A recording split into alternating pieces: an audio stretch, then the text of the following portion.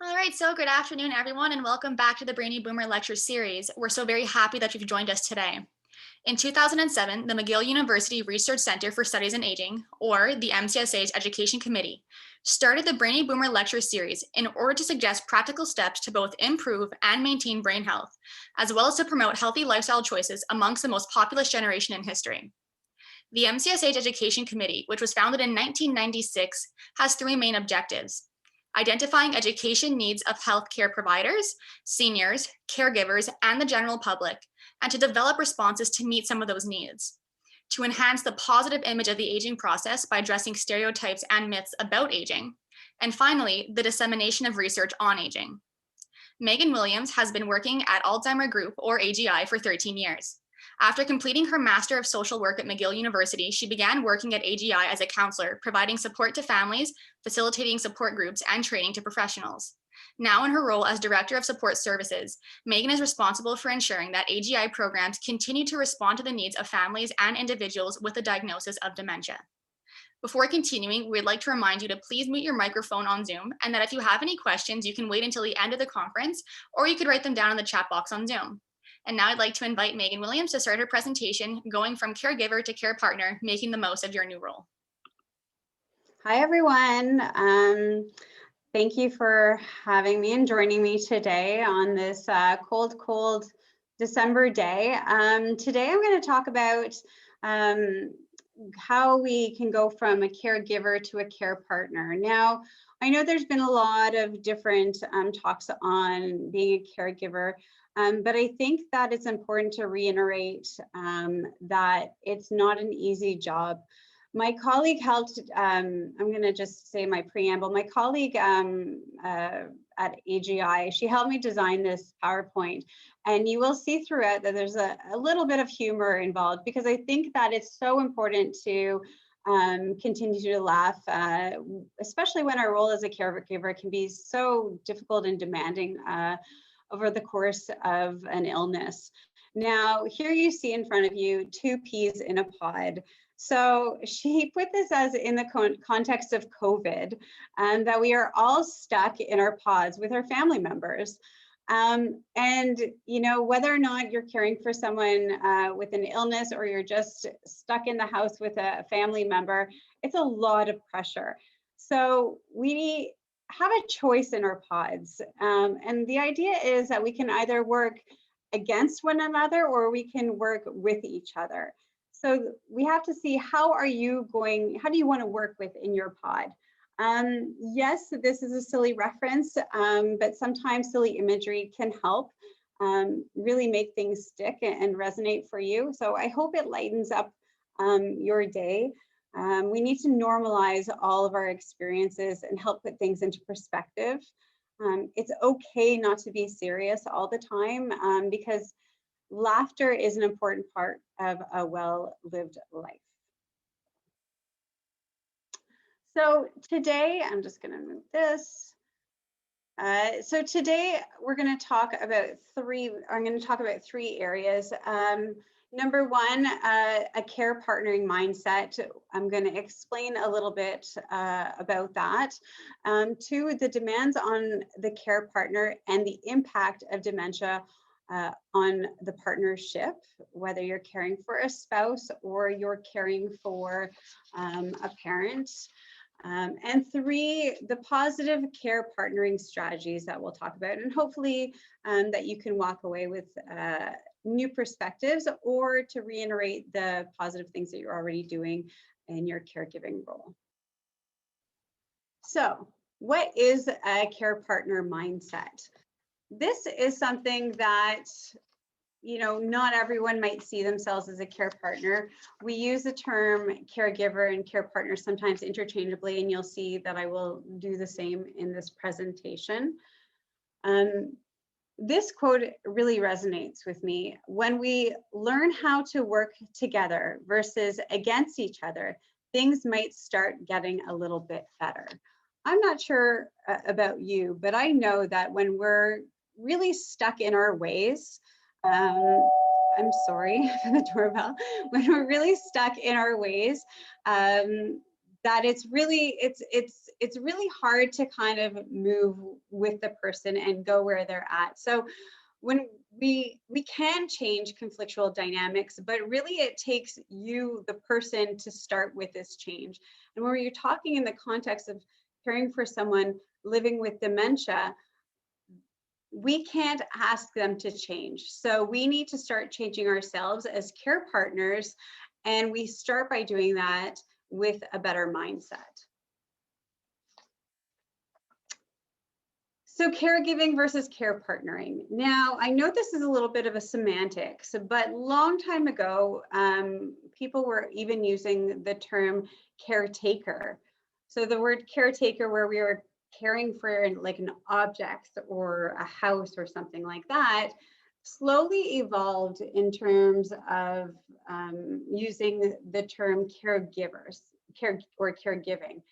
So caring is giving is really something that you give to a person. They're tasks that you do to the person rather than care partnering when you look at it as a you're doing with the person. So it's more of looking things on an equal playing field. Are you actually caring or working against each other when you're pulling the rope in the tug of war? Or are you pulling together and you're striving to have the same purpose? So in order to pull together, sometimes you as a care partner have to be willing to go where the person living with dementia is going. They might not know where they're going or what their needs are, but you need to be flexible. And I think that this is the hardest part for caregivers, is because you yourselves might have an agenda, you yourselves might have things that you need to get done in the day. And if you're really stuck with all of your to-do lists and your tasks of what needs to be done, you're really not going to be working collaboratively together, and you're going to end up having a lot of conflict. The reality is that being a care partner is extremely demanding. You need empathy, you need compassion, you need education, and you need a lot of patience. And during this presentation, there's a lot of things that we can do and change. However, you're living this reality. You need to support yourself, because there's no way that you're able to pull on the rope and to do with the person if you're also not getting the support that you need for yourself. So individually, we are a drop, but together we are an ocean. So the task of caring for a person living with dementia is daunting. It can feel extremely overwhelming at times, at moments. But there is power when you are not alone. You don't need to be alone in this caregiving journey. There are people that you can speak with. Speaking with a counselor is essential.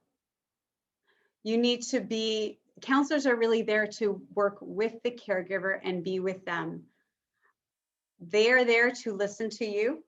They are there to validate your needs. And essentially every little bit of guidance that a counselor, wherever that counselor is coming from, can help give you that drop and know that you're in that ocean together.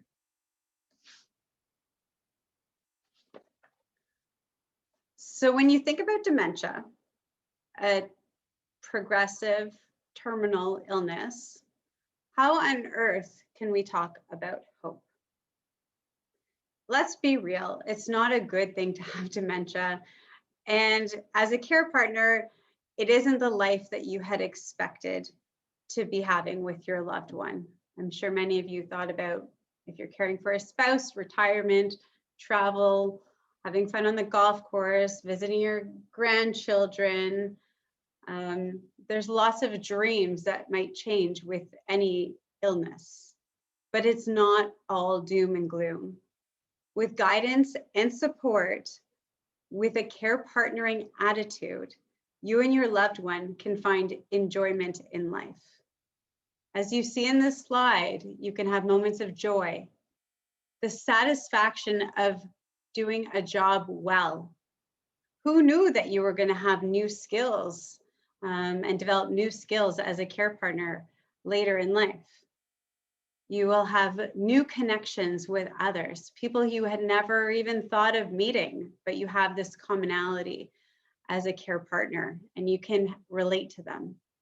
Periods of contentment, opportunities to have your feelings validated, a life that's being lived.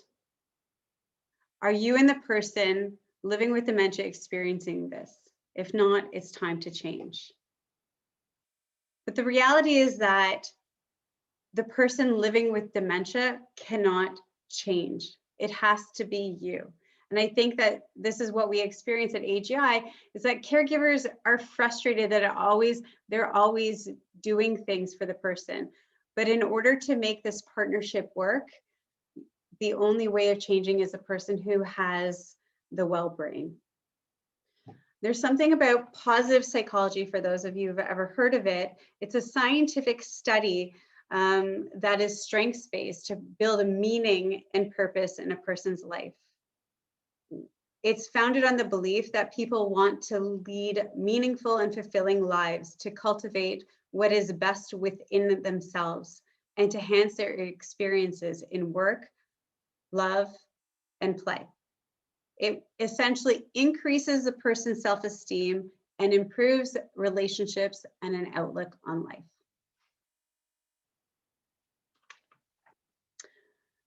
The most challenging times bring us the most empowering lessons. Dementia forces us to face existential questions. Where is the value in a person when skills and knowledge are getting stripped away? Can a person be too selfless? At what point do you, as a care partner, have to come first? Where is your value? And what does it mean to take care of yourself? And how on earth do you do it when you don't have any time in the day? The process of searching for answers and finding your balance can teach you important life lessons.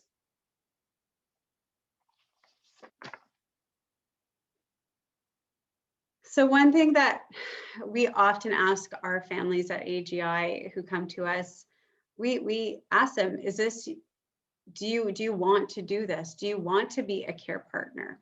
Because I think a lot of people just automatically assume that they don't have a choice, that they're obligated, that they have to do this.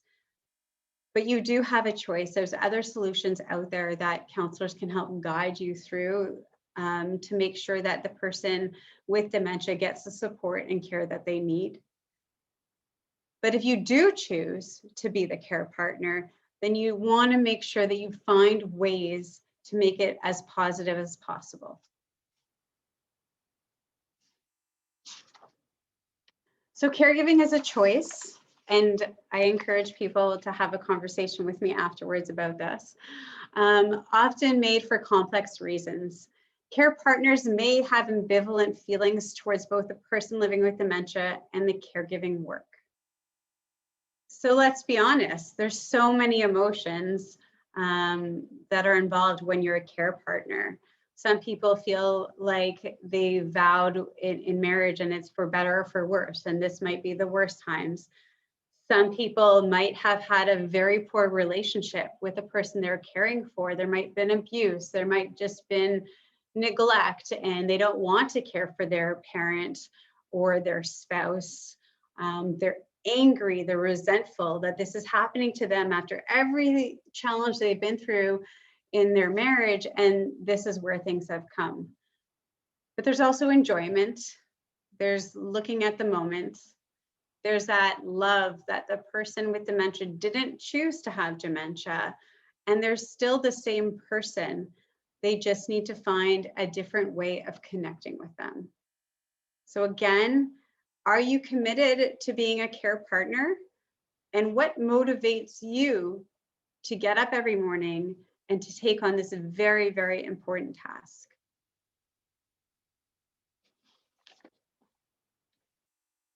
So, as a care partner, you have to be realistic about what you can and cannot control. You can't control that your loved one has a chronic and progressive disease, nor can you control how the disease is going to impact your loved one. As you know, everyone is different who gets dementia. What you can control is how you respond to this situation by taking ownership of your caregiving role and recognize that it might, in fact, be a long-term job.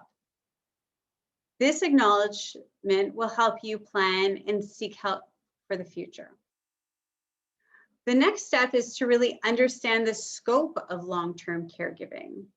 Think of it as a marathon and not as a sprint. Understand that when you're in a marathon and you're trying to get through a race, people are going to pace themselves. People are going to get enough water along the way just to get themselves to the finish line. A lot of people throw themselves at the beginning of a diagnosis into this caregiver frenzy. They want to know everything about the disease. They want to know the progression. They want to know all of the steps that they have to take to all of the different healthcare systems, the ins and outs. And that at the beginning can lead to emotional and physical burnout. So you want to do the best and take more of the marathon attitude. Your attitude is going to be the biggest barrier to taking care of yourself. And it's going to allow you to do the best job you can for your loved one. Tell yourself that you need to stay healthy and you have rights and needs as well. It's worth reminding yourself that you'll do the best you can but you need to get help along the way. A lot of caregivers that I meet, they might not want to burden their family members or their friends in this caregiving role. They say, oh, they have enough to deal with on their own. They're busy. Yes, everyone's in COVID times having to self-isolate and look after themselves. But if you don't ask for help and you don't recognize what your needs are as a care partner, you're not going to make it to the finish line. It's very important that you know that staying positive doesn't mean that you're going to be perfect, but you might just be doing a good enough job. So here's back to this silly pea pod analogy from my colleague. So you need to have some caregiving with confidence, okay? So the first thing you need to do is own your feelings. It's a really tough job being a caregiver, but you need to teach your mind to think in the positive terms. So when you own your feelings, you might feel sorrow, you might feel angry, resentful, fear as to what your tasks might look like as a care partner. And all of those feelings are valid, okay? We often tell caregivers that it's okay to feel sorry for yourself, that you're in that moment, but allow yourself to feel sorry for yourself 5 minutes a day. Put the timer on, do whatever you need to do. And after those 5 minutes, then you have to move on, okay?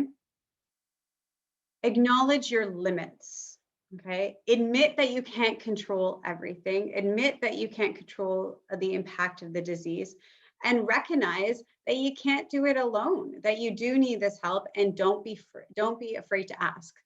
Sometimes you just might assume that someone's going to come and help you, but from our experience, you need to give them some tangible tasks because not everyone thinks that way. Some people just might not want to bother you because they might just be adding stress to your day if they come and ring your doorbell or pick up the phone. The next thing for caregiving with confidence is listen to your body.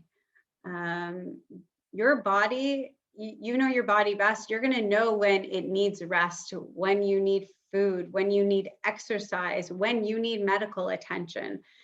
And if you don't give your body what you need, then you're not going to have a chance to recharge your batteries, and you're not going to be of any help to the person you are care partnering with. Learn signs of chronic depression. Be on the watch for symptoms of depression. You might not be aware of what that looks like. Pay attention if your family members or friends are saying that you're acting a little bit different. If you feel like you're experiencing depression, don't be afraid to reach out with either talking to someone, maybe speaking with your doctor to see if there's any medication, or a bit of both. Speaking with a counselor on a regular basis can help you immensely. Okay. The next thing is for caregiving with confidence is maintain a sense of self outside of caregiving. Keep living. This is so important. I know that people are going to say, how can we keep living? We're in a pandemic. I don't have time. There's not enough respite. But what we see is that if someone has not been doing the things that are important to them and what makes them them, what we see is after that care partnering relationship ends, people lose sight of who they are. You know, they might have been into yoga. They might have always gone and played tennis. They might have always gone and maybe taken an online course. But if they stop doing what makes them tick, they're going to really quickly lose sense of who they are as a person before being a care partner. Stay connected with the outside world. Do the best you can. Try not to be isolated, especially during these times. It can be quite lonely at dinner times when conversation, there's not as much conversation at the table with the person living with dementia.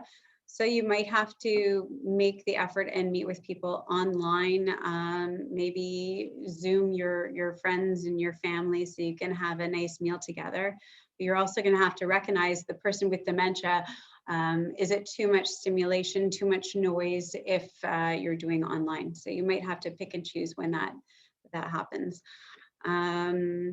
Also insist on getting respite care. Sometimes you have to weigh the pros and cons about having people come into your house, especially during these times. Sometimes just getting a break, even though you can't go anywhere, just going into your basement, into your bedroom quietly will help rejuvenate your batteries. Something really important also is stick to the present moment. Do what you need to do during the day. And yes, it's important to plan ahead a little bit, but if you're starting to realize that you're becoming preoccupied with that worry about the future and you're looking too far ahead, maybe that's not the best strategy, and it'll just add on more anxiety to you.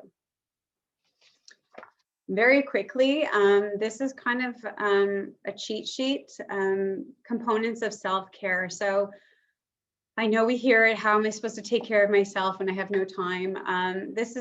These are certain areas where you can think about what's important for your self-care. Is it being mentally engaged, brain teasers, staying healthy? We know how important exercise, sleep, hydration is for people. Emotional well-being, cultivating your feelings, make sure that your feelings are getting validated, as I said before, developing relationships, looking at the spiritual side, what's important to you and what helps guide you as well. Use this little slide as an occasional check-in. What's missing for you? What do you need to focus on a little bit more? But realize that self-care is really a journey and not a destination. It's always a work in progress because each day looks a little bit different. So I'm going to talk a little bit about compassion fatigue. It's a nursing term that you can see. It's kind of a shift in your ability to feel compassion and empathy for the person you're caring for. Because what happens is that when you're caring for someone all the time, you pretty much take on that person's trauma and that person's well-being, but yet at the same time, you're not recognizing your own emotional needs. And so compassion fatigue happens before burnout. And if you become burned out, where essentially the definition is you're physically and emotionally exhausted, very low satisfaction, feeling powerless and overwhelmed, you can't take care of that person. You can't put your best foot forward. So we want to make sure that you fill your cup up full with whatever you need to take care of yourself, to make sure you don't get this, fall into this compassion fatigue. And this can also work for professionals as well. So as professionals, if you're constantly giving everything to your clients or whoever you're caring for, you need to check in and to say, okay, well, what do I need to stay grounded, to make sure that I'm still able to support that person as much as possible. So when you do experience compassion fatigue, you want to check in with yourself. You want to acquire skills. So that could be taking a course, taking a lecture, to educate yourself to how to become a better care partner. Again, self-care, connecting with others, ask for help. And I especially like this, accept help. So very often people are saying, no, don't bother, or no, I'm okay. You need to accept help because eventually they will stop offering help. And lastly, establish what you have control over, which we'll talk about. So part two, I want to talk about the demands on the care partner. And I know Dr. Destur talked a little bit about this last week as well, but every person with dementia, every care partner, every family that comes through our doors at AGI is unique. Yes, there might be some commonalities, but their story is different, their relationships are different, and there's no one care experience. It's important to recognize that you need to become educated about dementia, about what it is, but at the same time, what it's not. Because obviously there's lots of misconceptions about what the person can do and what they can't do. It's very easily falling into the trap that you're blaming the person for their behaviors that are outside of their control because they have brain failure. So taking courses, there's lots of places giving courses. Alzheimer Group, we have an amazing Alzheimer 101 course that you can, just gives yourself a different perspective of all the things that can happen possibly with someone living with dementia. So very, very quickly, just as many of you already know, dementia is the umbrella term used to describe symptoms associated with different cognitive impairments. But the term dementia doesn't really tell us anything about what's causing the symptoms. Again, there might be things that are not actually true dementias, nutritional imbalance, tumors, delirium, urinary tract infection. So you really want to make sure that the person has a proper diagnosis so that maybe there's ways that you can treat these symptoms. So when we talk about dementia, all dementias, so we're talking about Alzheimer's disease as a type of dementia, vascular dementia, frontal temporal dementia, they all have these 4 components. At least 2 areas of the brain, often more, are affected and damaged. All dementias are progressive, all dementias are incurable, and all dementias are terminal. It is essentially brain failure. You can see on the slide here what a healthy brain looks like and what a brain with advanced Alzheimer's disease looks like. The cells of the brain are dying and cannot be rejuvenated. And it's very important sometimes for people to see these images because it's outside of the control of the person who has dementia. So they cannot control the way that their brain is functioning. They can't control their behaviors. And you can please refer to this so you can see that there's actually physically something happening to them. I think that a lot of people have these misconceptions when you see someone out in public that they think, oh, that person doesn't have dementia, that person is just behaving in a certain way. but it's not like someone has a broken arm or someone's in a wheelchair. Dementia, can happen to people in their 50s. It can happen to people in their 90s. So it's really hard to understand. And we have to educate the population to understand that, yes, a person might have an illness and they're not doing certain things on purpose. So back to the P's, some symptoms associated with dementia very quickly: problems with short-term memory loss, which eventually happen for long-term memory, trouble with communication, so articulating what they want to say, understanding what information they're processing, how you're communicating to them. Person might have rigid thinking. They might be impulsive, have trouble organizing and different sequences of tasks. So they might be brushing their teeth and stop halfway because they hear a loud noise in another room and then forget to continue to brush their teeth. Judgment problems, especially today's not a super sunny day, but on a sunny day in the middle of the winter, they might think that it's warm because they see the sun and go outside, not dressed properly. Or the reverse, that if there's coats in the closet, they might, in the middle of the summertime, see the coat as a cue, put on their coat, and not necessarily understand that they should be wearing a coat in when it's 30 degrees.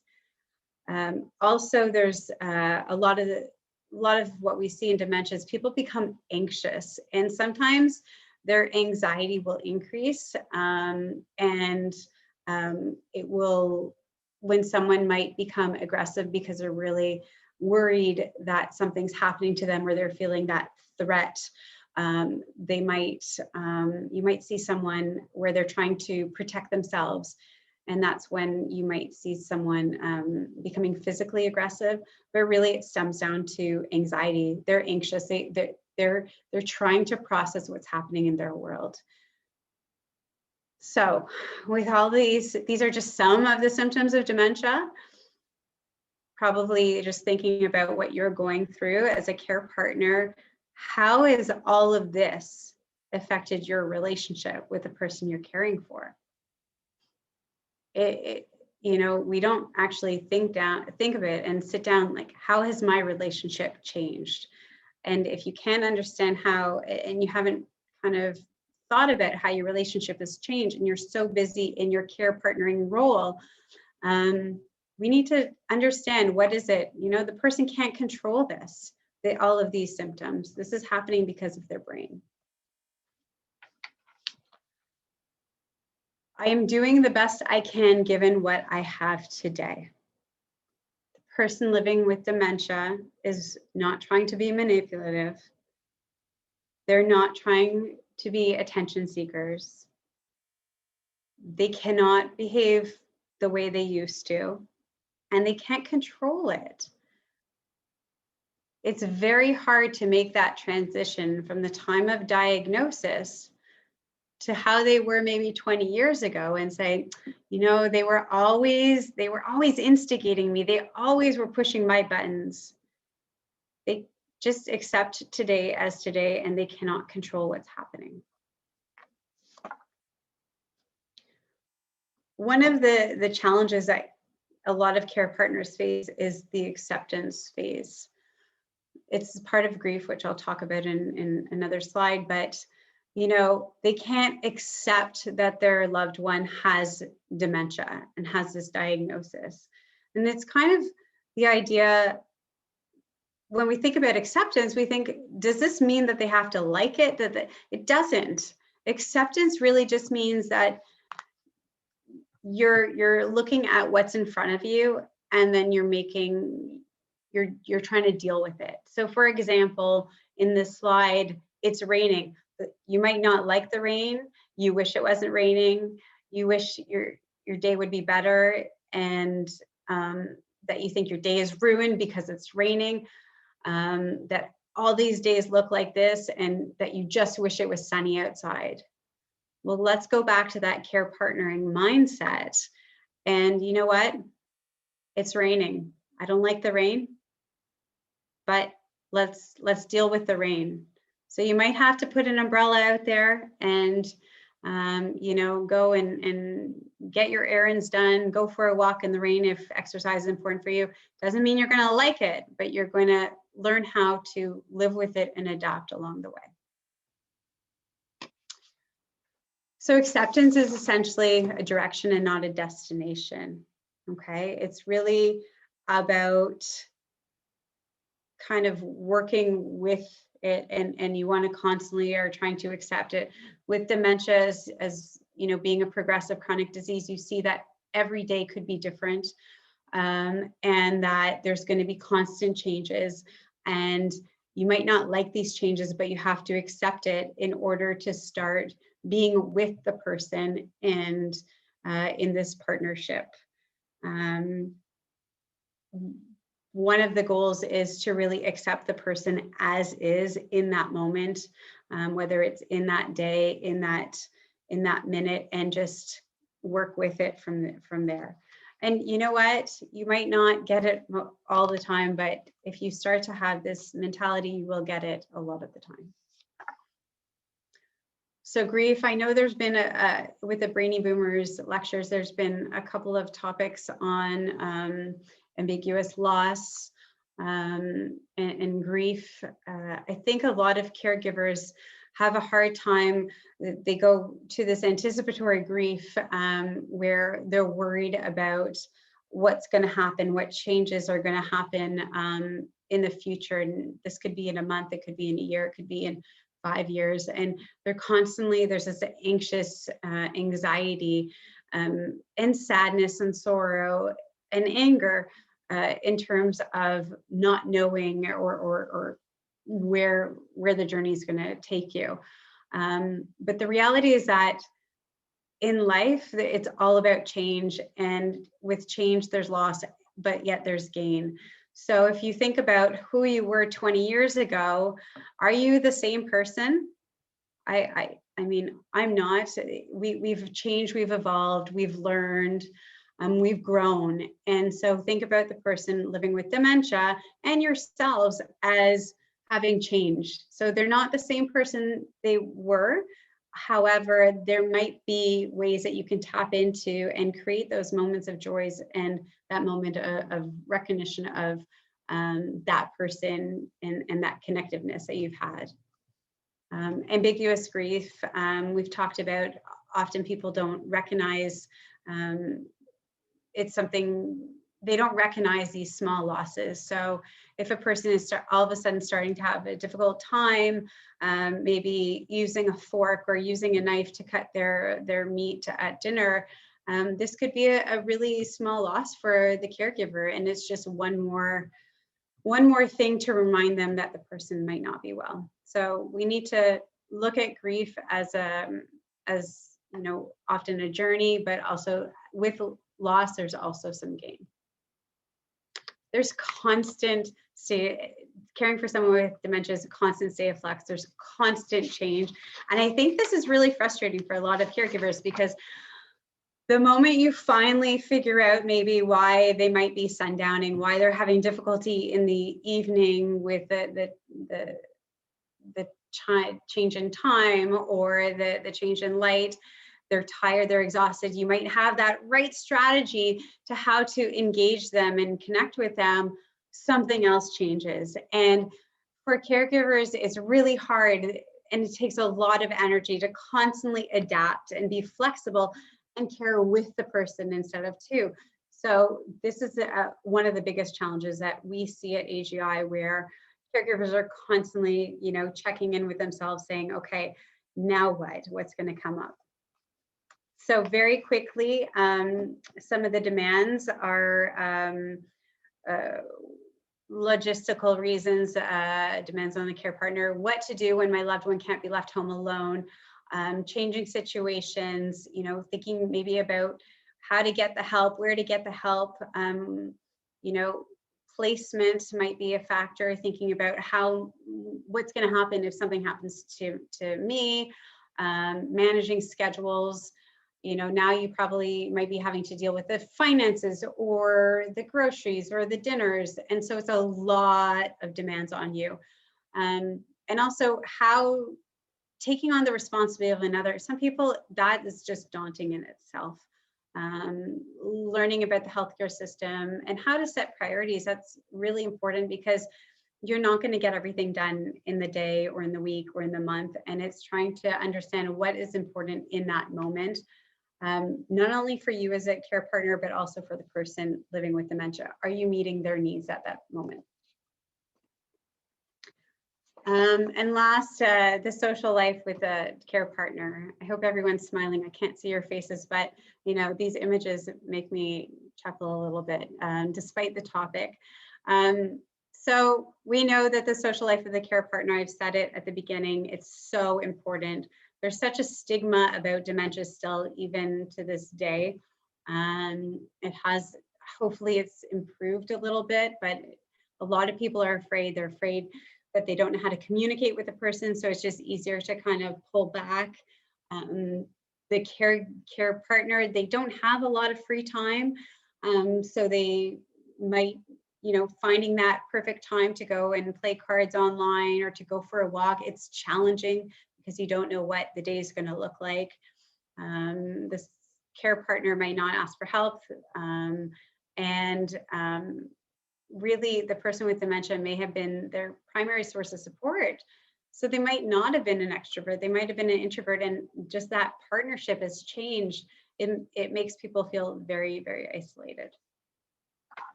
So on that sad note, how do we have positive care partner strategies? Again, I hope you're chuckling with this. So let's look at this. This is the loser sign for those of you who don't know. My 7-year-old has started doing it, which I'm trying to get him to stop. When we want to make sure that a respectful care partner avoids this long list. So we don't want them to be labeled or stigmatized. We don't want care partners objectifying, ignoring, withholding things from the person living with dementia, feeling as though they can't do things, treating them like a loser. And very often you don't know that you are treating them poorly, but it's our language, it's how we see things, our perspective. So just having a conversation with someone, you might say, well, he used to be smart, or he doesn't know that anymore, or he's losing his marbles, or, oh my goodness, he's behaving like a child. It's like my grandchildren. When care partners tell their friends that you can trick him in doing what you want him to do if you just distract him enough. So let's just stop for a second and say, dementia can happen to anyone, okay? We don't choose to get dementia, it chooses us, unfortunately. And getting it doesn't mean that you should be treated as a loser, okay? How would you want to be treated if you had dementia? How would you want to be cared for if you had dementia? This quote, we absolutely love at AGI. It's from Teepa Snow. She's an occupational therapist and a dementia care expert in the States. Dementia doesn't rob someone of their dignity. It's our reaction to them that does. Right? It's our reaction. It's how we respond to them. And it's so important to say, what is our role in robbing them of their dignity? Okay. We want to be positive with them. We want to bring out the best of the person living with dementia. And how is it that we can do that?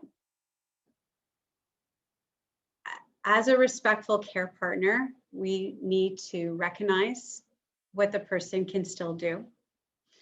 We need to recognize that the person living with dementia is doing the very best that they can, and that they will rise to the challenge of living a good life with dementia if they have the support. They need your support. They need you to be their champion, and you need to be proud of this amazing person. because even with brain failure, they're still a person. Okay, so you need to be a respectful care partner. You need to play with them. You need to stimulate their senses, engage them on things that you might simplify things, but engage on things that they used to be interested in. Is it baking? Is it sewing? Is it politics? Is it gardening? What is it that gives them purpose and gives them joy? You need to validate them. If they're sad, it's okay. We're all human. Let them be sad. You need to be there with them every step of the way to help create experience, to help facilitate. And as you know, this is a very daunting challenge, but you can do it, and you can do this for someone who you love dearly. So what's more important? You want to maintain the person's dependence, or you want to help them feel confident? So very often people say to us, I'm just going to let them do what they can do as long as they can. Because if I start doing things for them, they're going to lose their abilities. But what if they're having difficulty? What if they just need your support? And by doing that, they're able to succeed and then feel competent. So it's not a bad thing to give them an aid. It's kind of the idea is if someone needs to walk across the room and they're at risk for falls, would you just let them continue to walk across the room and just hope, with that they're going to regain their strength? Or are you going to give them an aid like a cane or a walker so that they can do it in a safe way and feel successful? Would you rather tangle or tango with your care partner? This is again another quote from Teepa Snow. But again, it's that idea of pulling the rope at the beginning of my presentation. Do you want to be working against the person or working with that person?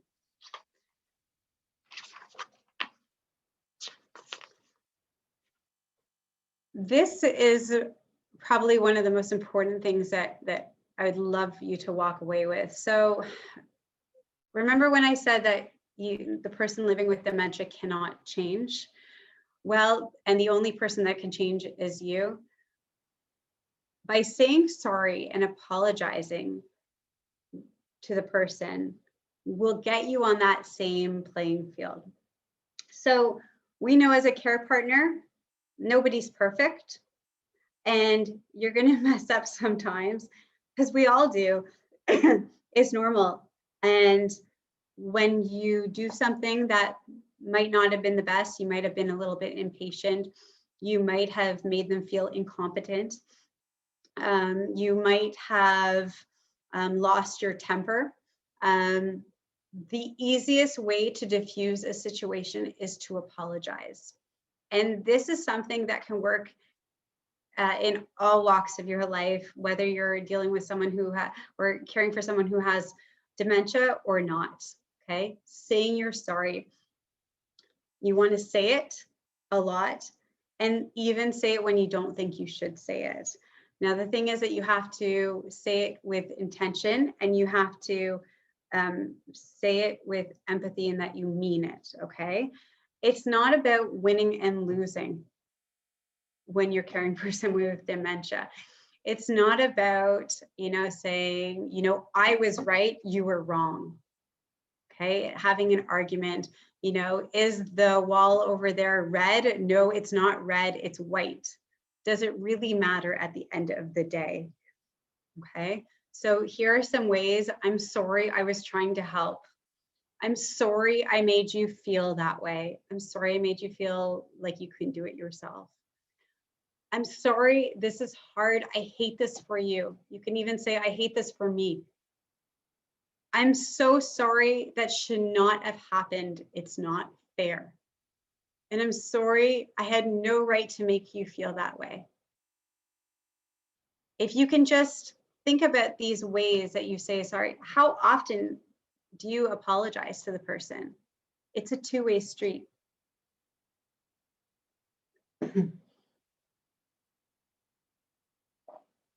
So as I said at the beginning, you can't do this alone. You need to get some respite and to share the workload because you will burn out. You need to get education about the disease. You need some help to navigate and advocate for the system. This is crucial. Sometimes you just need a friend or a family member to call the same professional that you're having trouble with and to get them to show how much you need help. You need to get that emotional support and grief counseling to make sure that you have someone comfortable that you feel that you can talk to, because you might not want to talk to your friends or family about it, but you need to talk to someone because it's not easy. Get enough social support, reach out. Try not to think that people can read your minds. You need to, I recently had a family member write a letter to their friends to say, this is what the person living with dementia needs, and this is what I need, and can you help support me? And also, self-care is so important, as you've heard many, many times before. So just a little quick information about the organization that I work for, Alzheimer Group, otherwise known as AGI. We provide support to families living with dementia, as well as support for a person living with dementia. So we have various programs, support groups, training courses, activities for the person living with dementia. So please, we also act as a resource where if we might not have the service or you need more service, we can refer you to other community organizations out there. Because you really need a village in caring for someone with dementia. Being a care partner is tough, it's challenging, but it can be quite rewarding.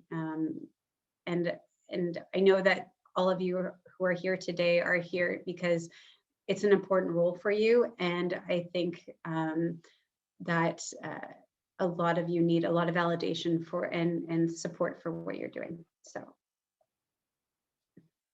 again, the P's, I apologize, that's my colleague.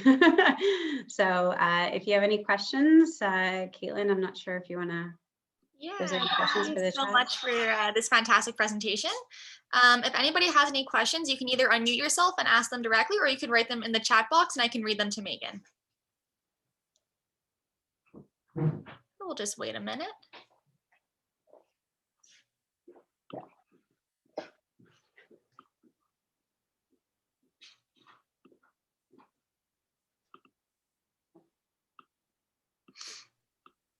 Has anyone heard of the care partnering idea before versus caregiving?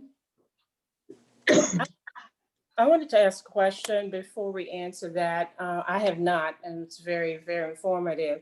But how do you help? I appreciate the explanation regarding the aggression, that they think something is happening to them, and that's that anxiety. So how best should the care partner help them at that time when they're in the midst of that aggression?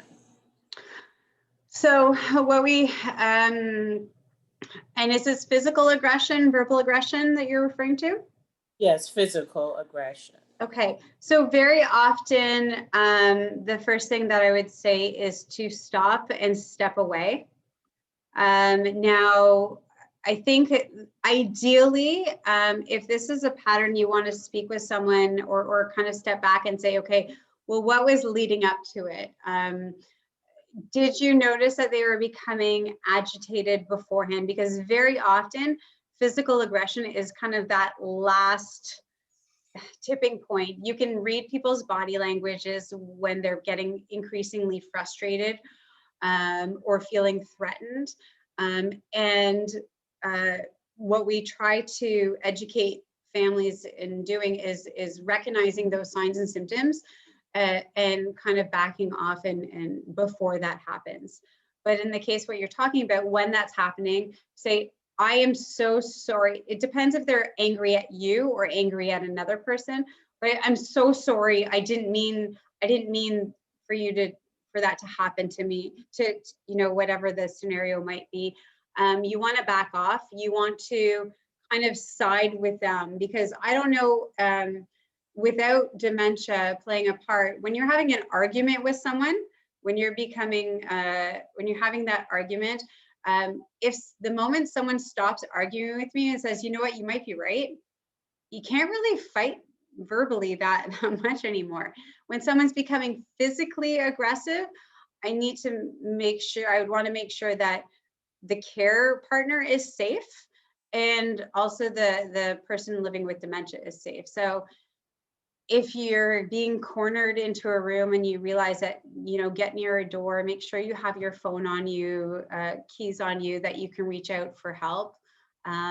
You probably can leave in a safe way. You need to be safe, but also reflect on the incident, and then call AGI and we can help you with our aggression course. I don't know if that answered the question. Are there any other questions? Thank you.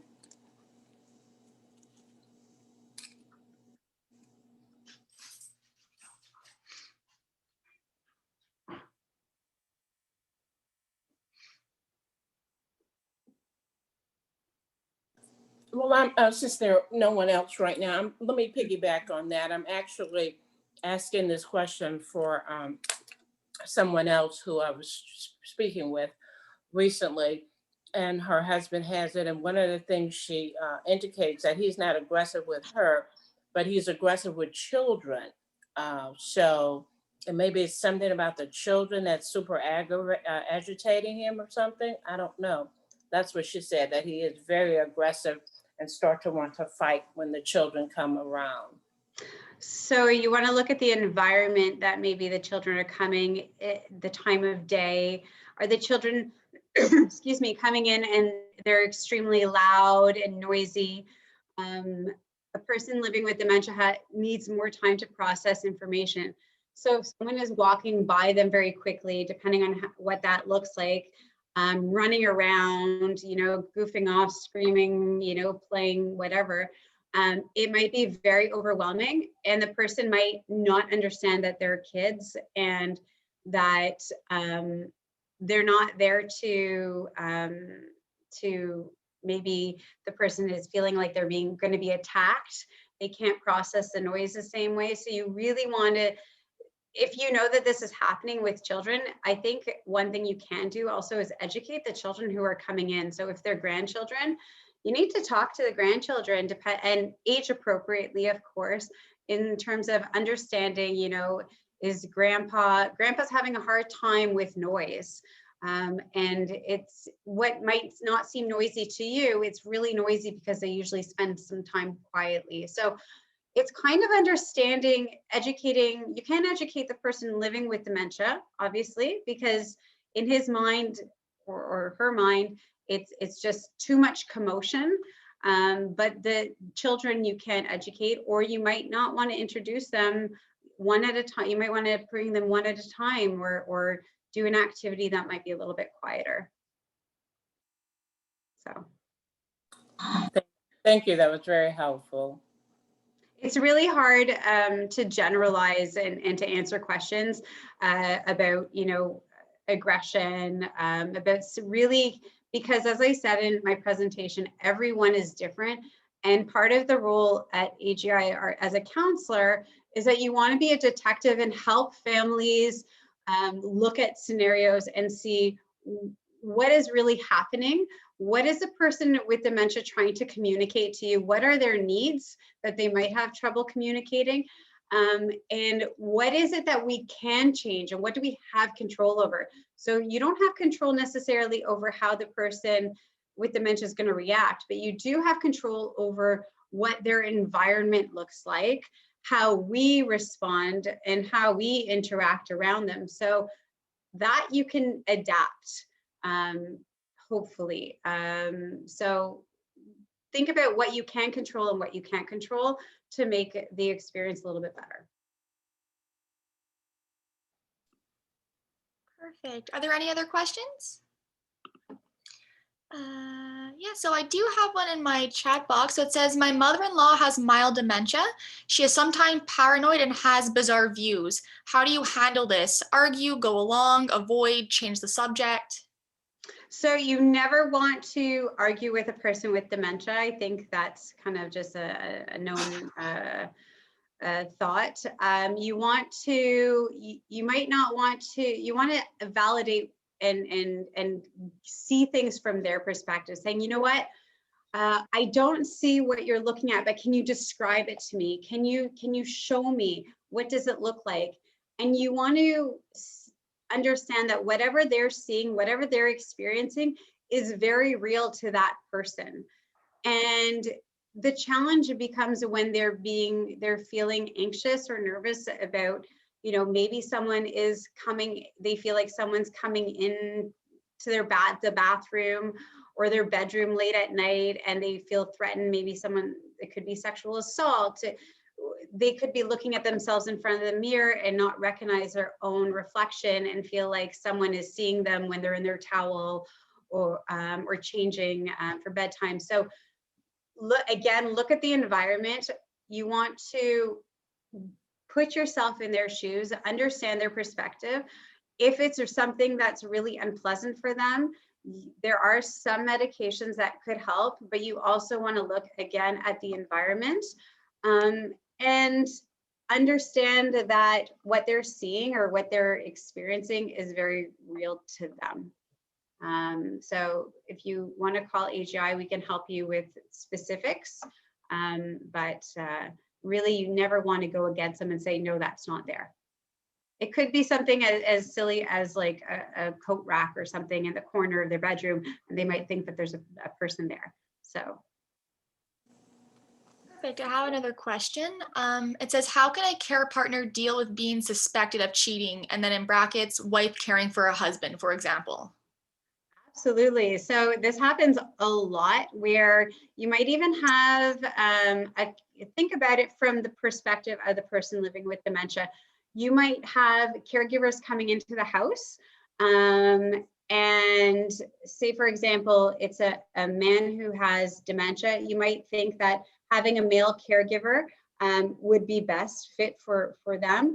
But then the person living with dementia, the man, he might think that the wife is having an affair with the caregiver. So right away, I would change the, if that's the case, I would change it to a female caregiver. If you think from the perspective of the person living with dementia, you know, very often when a care partner is on the phone, maybe to their children, to a doctor, they want to respect that person with dementia, but they might be running into another room just to have some space so that they can be honest and tell them what they're going through. And it looks really suspicious. So it looks like they're talking behind their back, or they could be having an affair. And I think that what you need to do is recognize how your actions as a care partner are playing into it, but also maybe there's a need there that you're not providing as a care partner to the person living with dementia. One of the things that we notice a lot at AGI is that people, that physical touch is not there as much. Care partners are tired. They really need that type of affection. Now, I'm not necessarily talking sexually, but you know, just holding hands, sitting on the couch, you know, hugging. In some ways, that physical touch is really important. And the person with dementia can really feel when the person is disconnected, the care partner, the spouse is disconnected. So maybe there's some reasons why they might feel like someone's having an affair. So think about how your actions are playing the environment, and make sure that you validate and respond to their needs in some way. Perfect. Are there any other questions? Yes, I have one other question. What recommendations or suggestions would you have for maybe an adult child who mother and maybe all of her siblings have have presented with Alzheimer's. So genetically, should they be extremely concerned, even though they're being active, engaged in their brain and continuing to learn and lifestyle, but should they be concerned about the very genetics of it if all the adult, older siblings have presented with Alzheimer's? Well, I think that's where the McGill University Studies for Centers and Aging can come into play. I think there's a genetic counselor. Caitlin, can you correct me? Yeah. Yes, I believe it's Laura Robb. Yeah. Okay. So there's someone that you can talk to, speak with. I know that a lot of the studies that are happening there, they're looking at symptoms, up to 20 years before the onset of symptoms. So go and speak with a memory clinic, and they can kind of guide you in that way. There's a plug. Perfect. All right, so are there any other questions? Oh, wait a few seconds. All right. Well, thank you so much, Megan, for this fantastic presentation. The McGill University Research Center for Studies in Aging would like to thank you and everybody who signed up today. As usual, we have all of our links down in the chat box. So we have the link to our Eventbrite page. Although this is the last event that we have in December, we do have some coming up in January if you'd like to take a look at that. We have the link for a brief survey. We would love to hear feedback about today's event or any other Brainy Boomer event or Health Day event you've attended. And we also put, in case you've missed an event and would like to attend it, or you just want to go back to get some more information, the link for our YouTube channel where all of the recordings are posted. So just one more time, thank you so much to everyone and have a great day. Thank you.